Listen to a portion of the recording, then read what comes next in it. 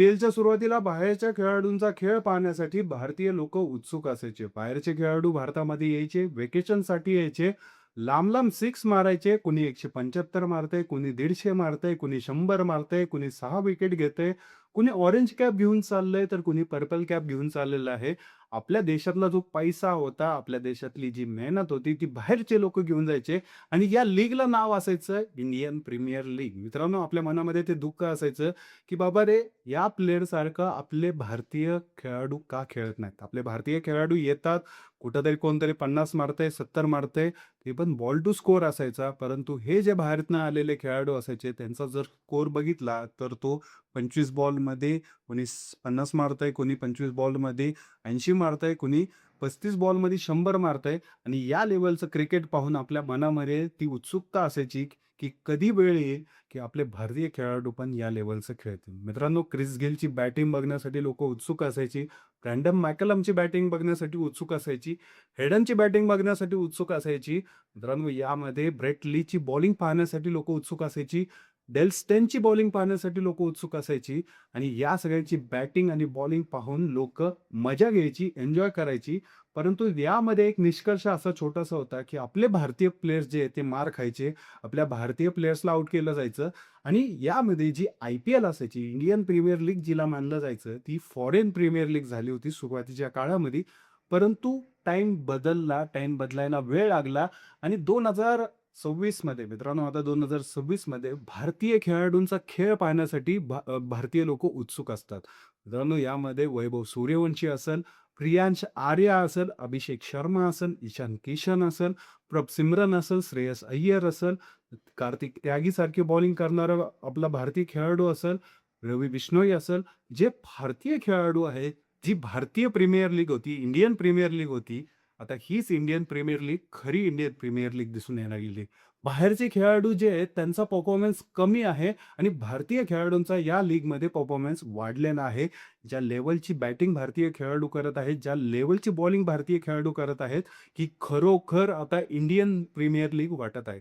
आधीच्या काळामध्ये foreign premier league होती सुरुवातीच्या काळात, परंतु आता ती इंडियन प्रीमियर लीग झालेली आहे. याला थोडासा काळ लागला, परंतु आपल्या त्या बॅट्समनने, आपल्या त्या बॉलरने ॲडमायर केलं, ते कल्चर ॲडमायर केलं, त्या प्लेयरसोबत राहिले, शिकले आणि आता त्या लेव्हलचं ते खेळतात आहे. त्यामुळे या इंडियन प्रीमियर लीगचा आपल्या भारतीय क्रिकेटला फायदा झालेला आहे. मित्रांनो, अभिषेक शर्मा ज्यावेळेस बॅटिंग करतो, त्यावेळेस समोरच्या बॉलरला घाम फुटतो. सिक्सशिवाय बोलत नाही मित्रांनो, क्लास खेळणारा हा प्लेयर आहे. असं पण नाही कत्त्या-कुत्त्या मारून कुठेही रन मार. अक्षरशः व्हीमध्ये खेळणारा प्लेयर आहे. अतिशय सुंदर क्रिकेट हा खेळतो. प्रियांश आर्याचं उदाहरण घ्या मित्रांनो. सुंदर क्रिकेट खेळणारा हा पण व्यक्ती आहे. लांब-लांब सिक्स मारतो हा, जे की सिक्स गेलच्या काळात आपण पाहिलेले आहेत, जे की ब्रँडन मॅकलमच्या काळामध्ये पाहिलेले आहेत. मित्रांनो, वैभव सूर्यवंशीचं उदाहरण सांगायलाच नको. 14 वर्षाचं पोरगं युवराज सिंग यांची तारीफ करतंय.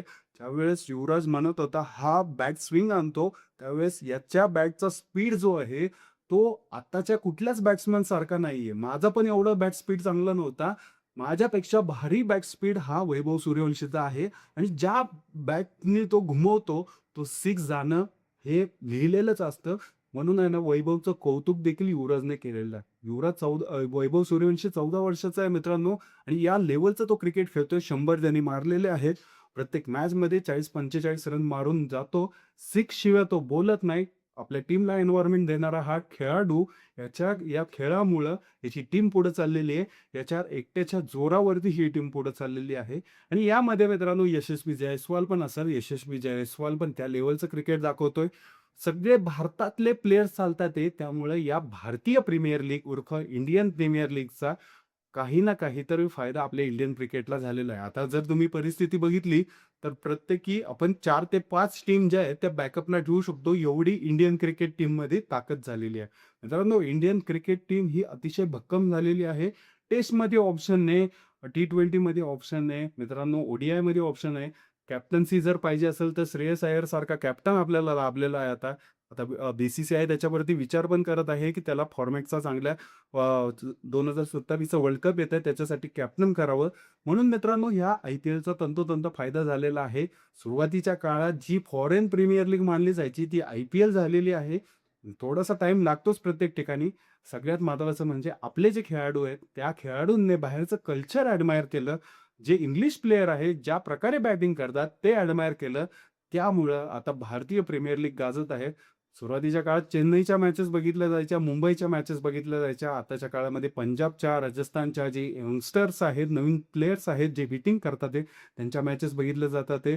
त्यांचा स्कोर वाढतोय. त्यांचा ज्या लेव्हलचं चेसिंग आहे 265 रन चेस करणं मित्रांनो. पंजाबने त्या दिवशी ज्या लेव्हलचं क्रिकेट दाखवलं.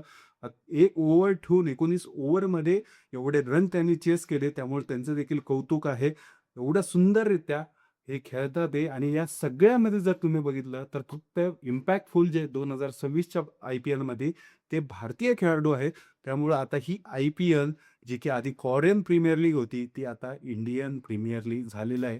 हे म्हणायला काही हरकत नाही. तुम्हाला काय वाटतं या विषयावरती नक्की कमेंट करून सांगा. कोणता प्लेयर आवडतोय तुम्हाला? कोण चांगलं परफॉर्म करतंय? कोण यावेळेस ऑरेंज कॅप घेऊन जाईल? कोण यावेळेस पर्पल कॅप घेऊन जाईल? कमेंट करून सांगा मित्रांनो. भेटूया